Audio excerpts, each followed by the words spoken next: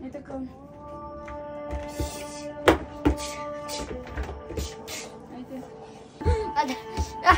Ate, ohayo gozaimasu, minasan.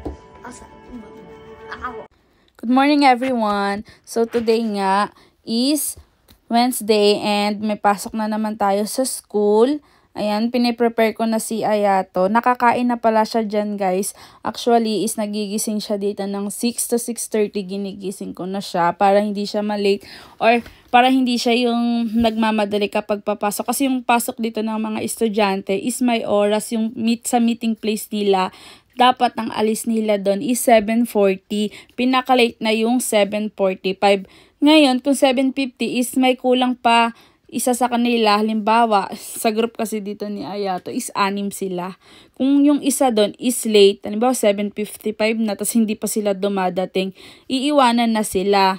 Maaari kasing absent yon or hindi lang nasabi ng magulang doon sa leader nila na absent siya ngayong araw. Kaya iniiwan na din. Hindi naman kaya pag nalilate, hinahatid na lang din siguro ng magulang sa school. Ganun yun dito. May oras sila, kaya dapat yung mga bata, discipline talaga sila, guys, kapag pagdating sa oras ng pagpasok. Kailangan hindi ka pwedeng malate, hindi ka pwedeng absent ka na lang basta-basta. Dapat kung absent ang isang estudyante dito is may valid reason ka.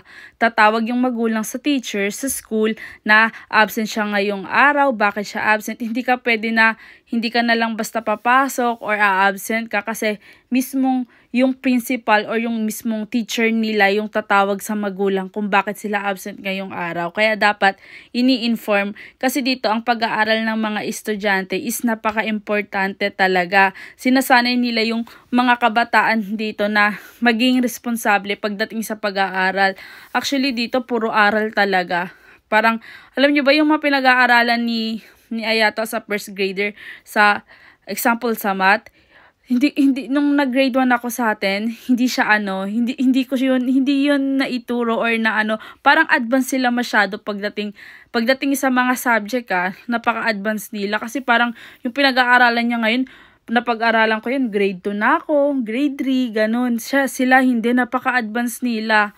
Yung mga sinusolve nila, tignan nyo guys first grader, grade 1. Saan ka makakakita, meron silang problem solving.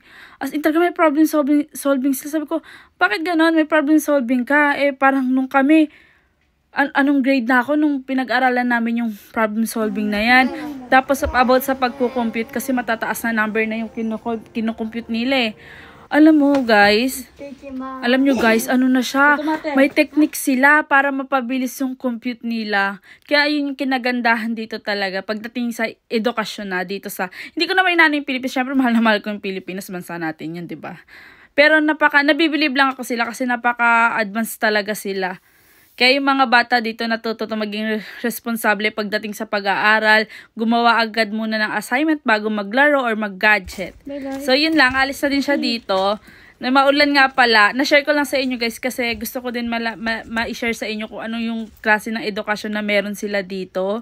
So yun lang, sa next video, madami pa akong ikukwento, i-share about sa pag-aaral o pagdating sa edukasyon dito sa bansa nila. So nakakabilib. Yan nga is uwian na nila Ayato at maulan nga dito kaya naisipan kong antayin na lang siya kasi umuulan dahil uwian na rin naman kasi bawal pala dito magsundo. Tulad nga sinabi ko sa iba ko pang video is bawal silang sunduin in case may sakit sila sa school or may nangyari sa kanila sa school, pwede mo silang sunduin. Pero yung normal na pasok or normal na school days is bawal silang sunduin. Patakaran din yata yun dito sa kanila na bawal magsundo or maghatid ng estudyante. So yun guys, let's back to Ayato dahil nakauwi na siya. Bibi, ano yung pinaansay mo? Kasi mo pinaayos. Koko no? Sashin natte. Kasobo no kuruma de. Truck ka. Sashin?なんでカメラあるの？カメラじゃない。だからね、カメラはないけど、鏡のある。鏡。それからね、はい。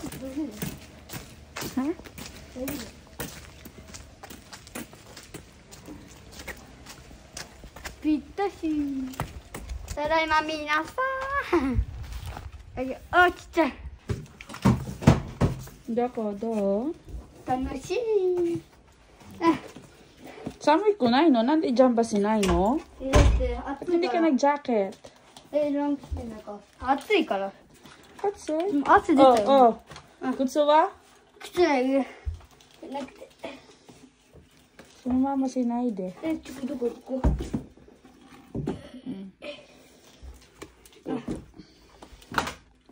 もう一回。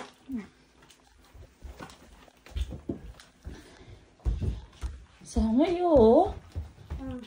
ビビ。この子が暑い。寒いだ今日よ。8月みたい。今日8月みたい。 8月。今日今2月だけどね。バイバーイ。 Taga mas mo. バイバイ。 Nakauwi na po siya galing school.